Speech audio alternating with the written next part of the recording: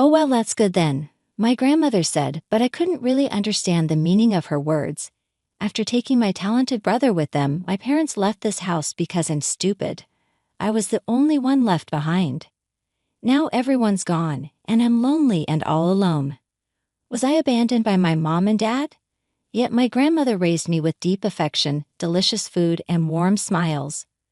I learned how happy it is to be accepted just as I am.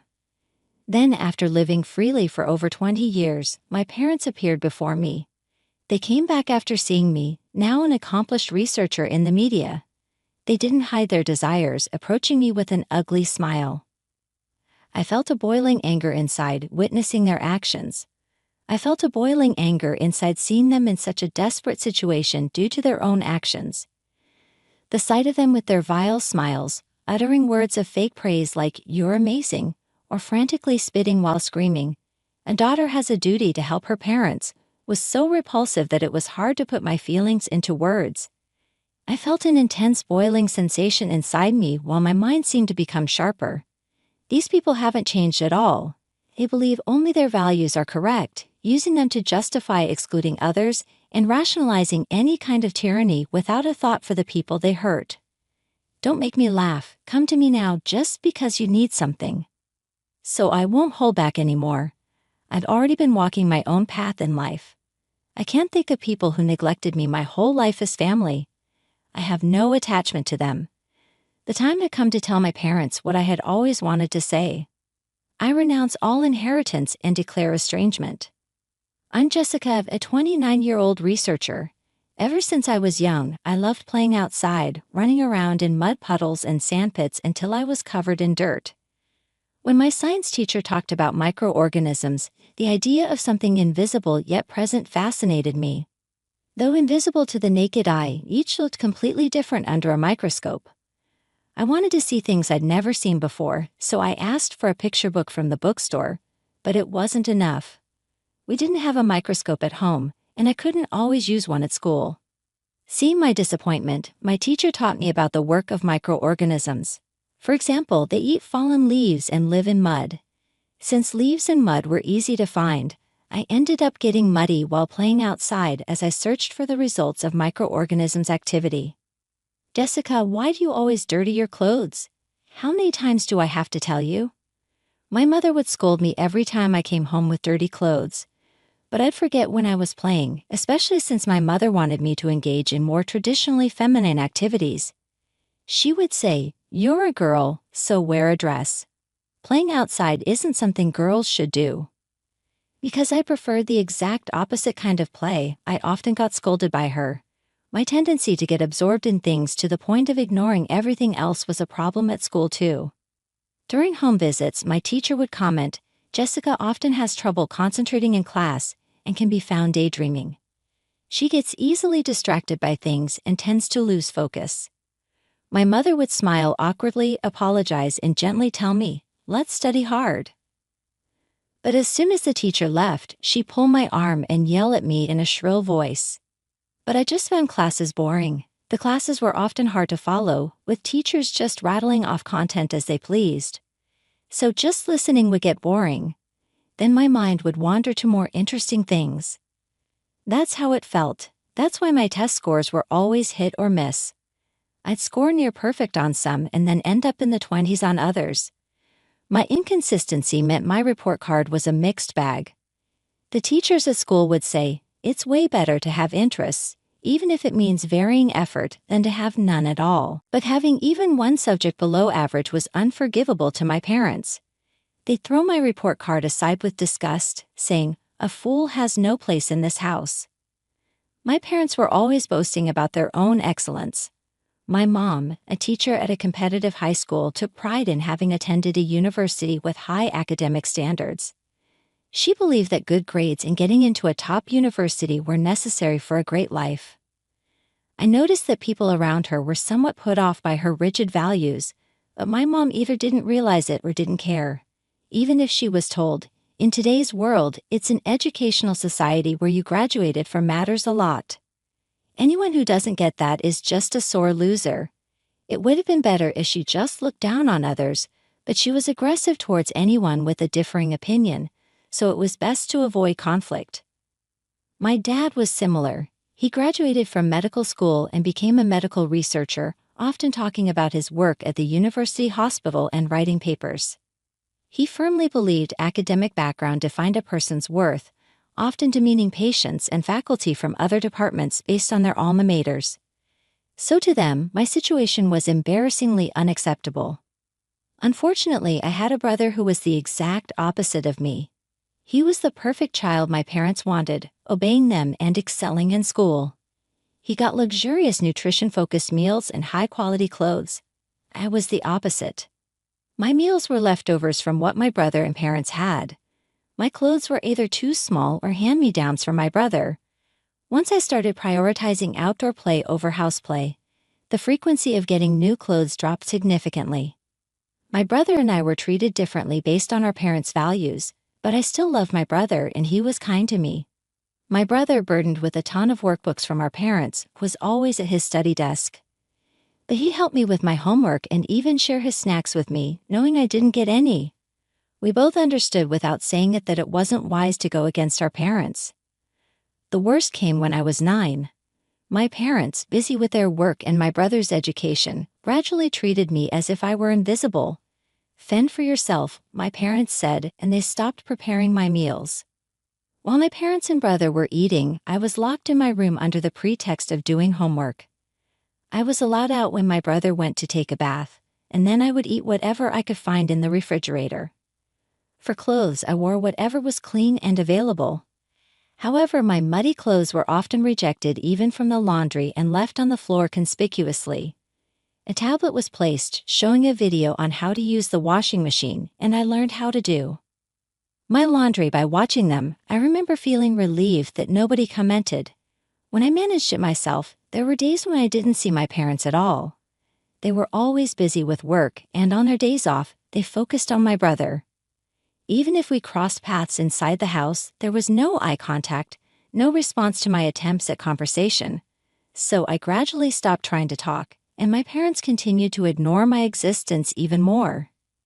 They read all the school handouts and provided everything I needed for school. So I just thought that was how things were supposed to be. I guess my teachers, being colleagues of my mother, didn't think she would go to such lengths. There was never any communication about it. Then one day, when I came back from school, I found a note on the living room table in our deserted house. "Your brother is going to a new school. We've made this house livable for you." At first, I didn't understand. I had heard from my brother himself that he might be transferring to another school. It seemed it wasn't final at that time, but I guess my parents had arranged everything. But the note said they had made the house livable for me. I read it over and over until I finally realized that I was being left behind. My parents were going with my brother, leaving the house for me, implying that they didn't need me. When I realized that, tears started to roll down my cheeks. I was just so sad because I wasn't good at studies, because I didn't obey, because I dirtied my clothes. No matter how hard I tried to get my parents' attention by doing good things and behaving well, once I did something wrong in their eyes, I was completely ignored. So I was abandoned, and that fact was unbearably sad. I cried out loud, wailing.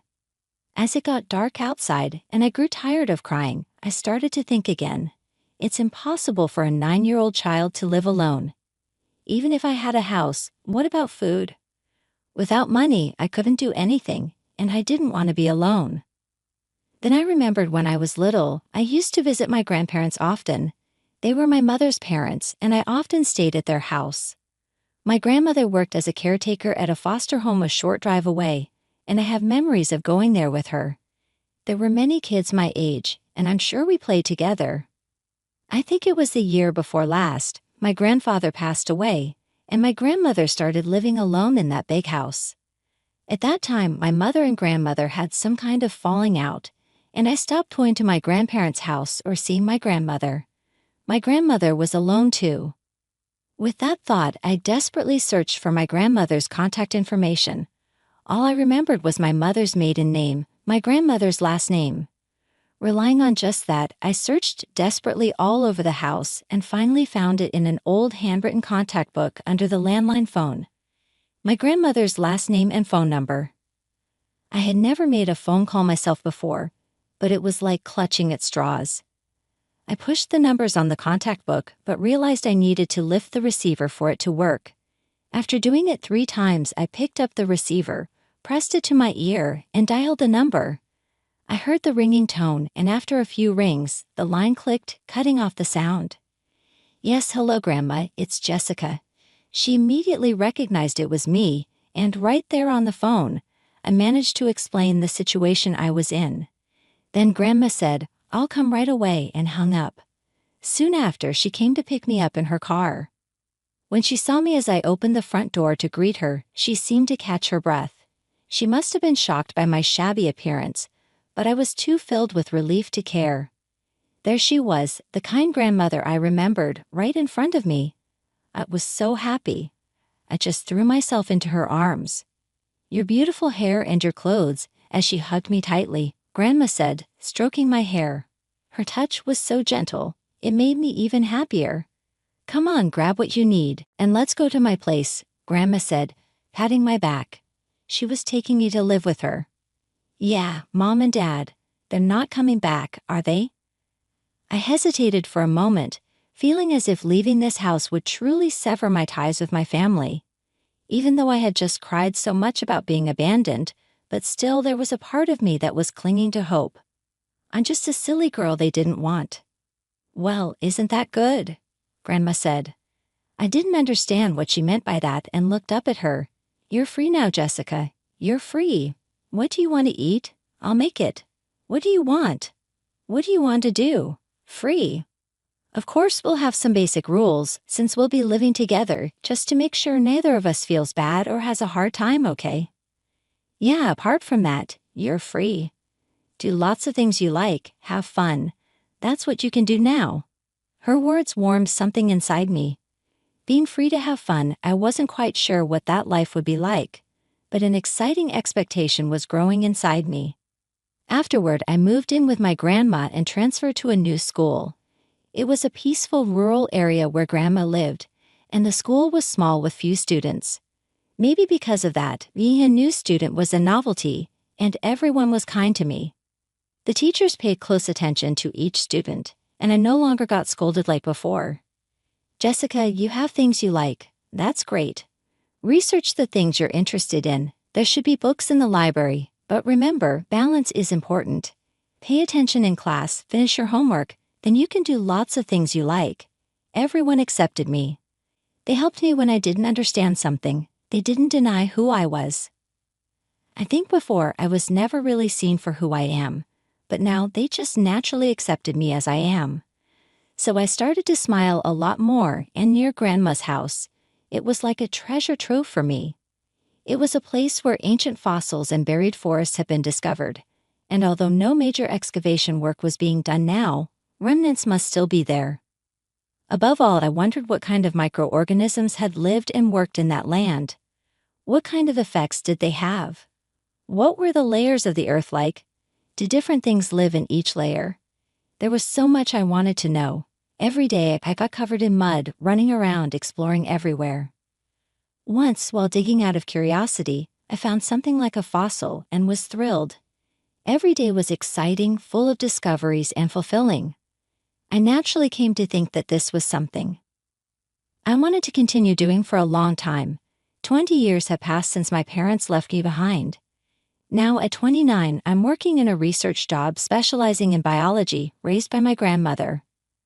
After high school, I went on to college for 4 years to earn my bachelor's degree, followed by a master's and doctorate totaling another 4 years. I successfully defended my doctoral thesis and obtained my PhD, landing a job at a well-regarded research institute right out of school. Right after taking me in, my grandmother somehow got in touch with my mother and insisted she pay for my education and upbringing. Naturally, my mother was reluctant, but Grandma threatened to consult child services, the police, and hire a lawyer to sue her if she didn't fulfill her obligations. Worried about their reputation, my parents begrudgingly transferred the bare minimum amount of money to my grandmother. Of course, that wasn't enough for tuition, so I used grant-type scholarships and honor student programs to complete my studies as quickly as possible. Now I'm working on things I've always been interested in, like fossil excavation, understanding the conditions and age of the land, making my life quite fulfilling. Although research institutes are known for their excessive overtime, often exceeding 100 hours a month, I don't differentiate between working hours and overtime. I research to satisfy my curiosity. I use numerous methods to find answers. It feels like there's just not enough time for the simple act of learning. Of course, some colleagues have left, unable to endure this environment, but for me, the job is enjoyable without any hardship.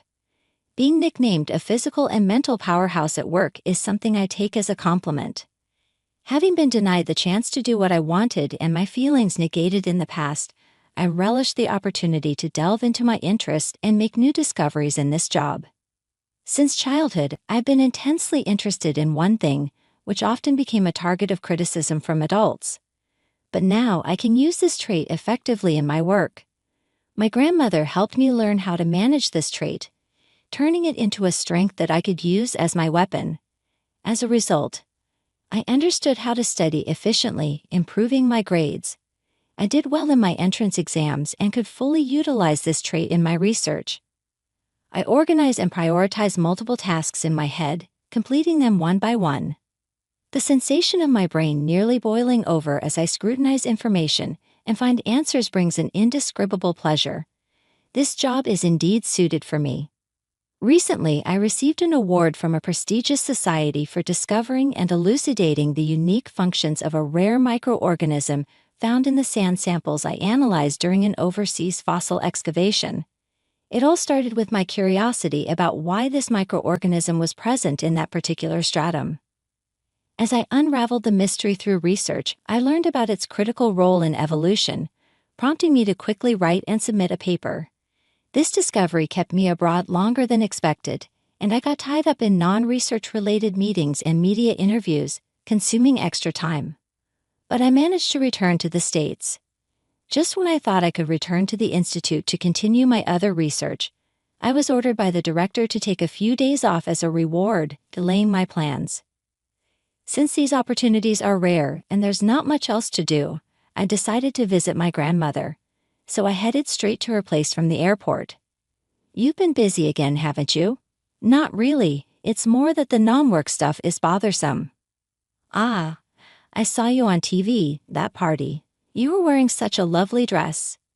"I was just dressed up and made up against my will. You looked like a completely different person than the usual Jessica." "I was just tired." Grandma's pumpkin stew is still the best." "That's good to hear. If you want more, help yourself." Arriving at my grandmother's house, I relaxed in the living room with her delicious pumpkin stew and tea. Grandma still lives alone in this house, and although she's getting on in years, she remains active, working in the garden. I hope she stays healthy and energetic for a long time. Just then the doorbell rang. The mail? That's unusual. My grandmother stood up and headed towards the entrance. Since I was little, this area has always been sparsely populated. The neighbors who know each family's composition rarely use the intercom for visits due to their close-knit nature. Even now, the only people who diligently ring the doorbell are delivery personnel since my grandmother never uses online shopping. I was wondering what could have been delivered. I could hear the sound of her slippers scraping the floor and the front door opening. I thought Grandma would return immediately after receiving the package, but she didn't come back right away. Instead, there seemed to be some commotion at the entrance. Sensing the uneasy atmosphere, I decided to go to the entrance myself. "Ah, Jessica." As I left the living room and peeked down the hallway to the entrance, I heard someone calling my name. Behind my turning grandmother at the door stood a man and a woman. It was the woman who had called my name. "Jessica, I'm so glad. I wanted to see you." "Ah, Jessica, come here." At first, I didn't recognize them. After all, it had been 20 years since I last saw them. The two people desperately calling my name with forced ugly smiles were my significantly aged father and mother. Why are they here? What do they want after 20 years of no contact, after they abandoned me 20 years ago? "Karen, you and John have no face to show, Jessica." My grandmother raised her voice at my mother. "Just stay out of it, Mom. Jessica is my daughter. You never acted like a parent." How dare you, Jessica? Come here. Let's celebrate. You've done well. My parents exclaimed in unison, still yelling. Observing my parents' commotion, I realized they knew about my recent award. They probably didn't expect me to be here, but the only connection they had to me was through my grandmother, so they came here. And by a stroke of bad luck for me or good luck for them, they found me visiting. Keep it down. You're disturbing the neighbors, I stated firmly, and my parents stiffened and closed their mouths. They seemed to be somewhat aware of their absurd behavior. I won't let you inside the house. Just explain briefly why you are here. If you make any more noise or trouble, I'll call the police right away. Now speak. When I urged them to talk, my parents exchanged glances and then began their story. Things changed for my brother after he entered college. He got into one of the top universities, as my parents had hoped. But there he encountered values different from those of our parents for the first time. Bright students have strong wills and aspirations. Seeing his peers pursuing various dreams, my brother began to doubt the academic elitism he had been indoctrinated with and grew to despise our parents' abnormal obsession with educational credentials. My brother disappeared during his senior year of college, leaving a note saying, "Don't look for me." He's still missing to this day. After being abandoned by my brother, who they had invested so much time, effort, and money in, my parents went on a spending spree in their turmoil. To me, it made no sense, but maybe they were trying to fill the void of loneliness with other things. I wanted to say they should have been more concerned about my brother, but I realized once again these people couldn't possibly have such feelings. Naturally, their savings dwindled, and it impacted their real lives. They started lashing out at others at their workplaces. My mother, a teacher, was overly strict with her students and excessively interfered with their futures, eventually causing several students to stop attending school. She also harassed and verbally abused younger colleagues, leading to recordings of her actions being submitted to the Education Board, resulting in disciplinary action. Both parents are being threatened with lawsuits by lawyers from both sides. My father, too, behaved similarly, looking down on colleagues with lower educational backgrounds. He made unbearable remarks and acted high-handedly. Not only that, but he also treated hospital patients in the same manner and even made advances towards female patients he fancied. It seems he'll soon be facing legal issues for that as well. I felt they had reached their limit with no one to stop them. My parents, with tears in their eyes, explained their situation and then leaned towards me. "Jessica, we want to live together as a family, supporting each other, right? You were really our daughter after all. You've done so well, amazing. You must be famous in your field by now. With fame comes authority. From now on, support each other." What do you mean? That was an unforgivable remark. Support each other now, after all this time? But we're family. I interrupted my parents' words with a question, shocking them. Family? What do you mean by that? What do you mean we might share genes, but we're not a family, are we? Why would you say that? My mother's voice grew louder, trying to stop me. I even felt a sense of nostalgia in that unchanged voice of hers. And then I realized I'm not afraid of them anymore, not even a little bit. Also, stop twisting things to your convenience. You're only here because you're facing huge compensations you can't pay, right? You're relying on me, but is it because my brother is gone, and now it's my turn, or is it because you've run out of money to the point where you have to rely on the daughter you abandoned? As I spoke calmly, my father was speechless, but my mother glared at me with wide eyes. "Jessica, how can you say that? We're family. We should support each other. You're just shocked because we haven't seen each other in so long, right? Don't worry, from now on, we'll live together and we can adapt to each other's pace." That's a joke. Absolutely not. I refuse. I don't want to talk to you ever again. Please leave. I reflexively said that when they mentioned living together. Even as my parents started yelling and screaming, my heart remained cold. "Jessica, how can you talk to your parents like that? Hurry up and pack your things, take us to your house." My parents' words became increasingly rough, even though I said I didn't want to live together. They intended to barge into my home. It made me chuckle. In fact, it seemed that my expression reflected that sentiment. Somehow I felt a faint smile forming. Just as you treated me like I'm not your child, I've never thought of you as parents. To suddenly be told by strangers that we're a family and should live together is nothing but terrifying. Your child is just your son. I want nothing to do with you from now on. I don't even want to be invited to the funeral. I thought to myself, so this is what it means for your blood to boil. My gut was heating up, and it felt like my blood pressure was rising. However, my mind remained calm. It was as if a cool breeze was sweeping through my thoughts. It's something I've thought about for a long time. Cutting ties might be necessary for inheritance issues that might arise in the future, but severing the parent-child relationship would be impossible. However, if I cut ties in practice and simply didn't communicate, that should work. Finally, my parents turned red in the face and started yelling. "What are you doing, acting on your own? Who do you think paid for everything? Daughters have an obligation to help their parents. Do you understand how incredibly ungrateful you sound?" Once again, my parents began to yell, and I could only sigh. I wondered how I could make them understand. Do you seriously think that just by giving money, you can call yourselves parents? My grandmother said it in a calm voice. I thought she was absolutely right. To me, those people weren't parents. Being a parent is a fact, isn't it? That's right. It seemed my grandmother's words didn't reach them. They continued to make incomprehensible claims loudly. My grandmother sighed at their persistently loud and incomprehensible arguments and turned on her heel. My parents were still shouting. At that moment, I suddenly heard a police siren getting louder and louder. I wondered if there had been an accident, but the car stopped in front of my grandmother's house.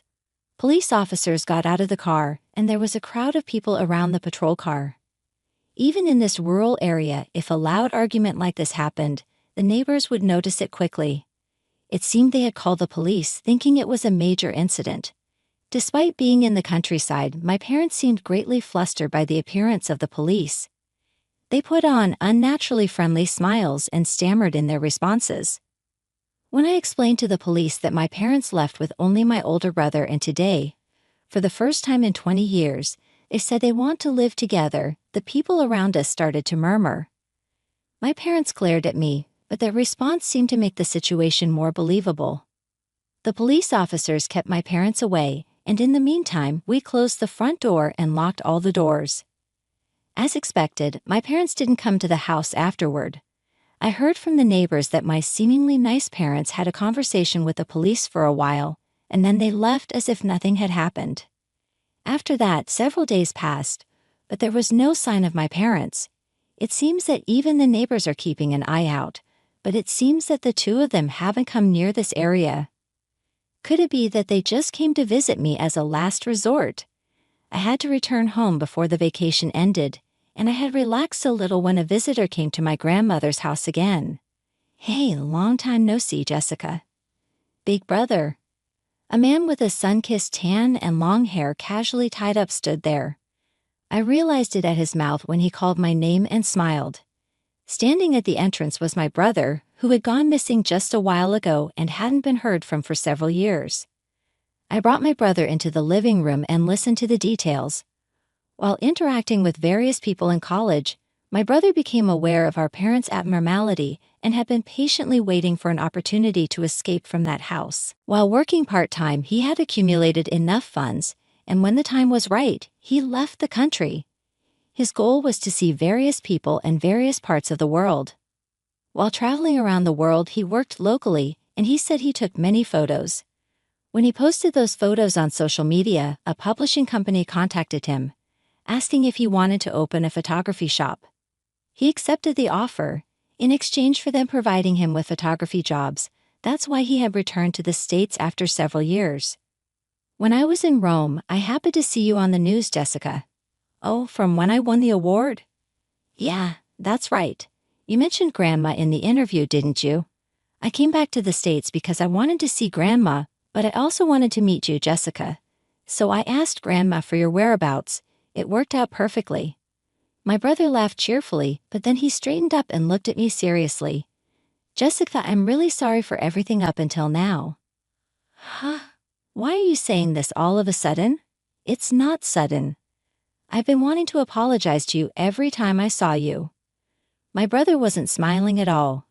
I didn't really think much about it back then.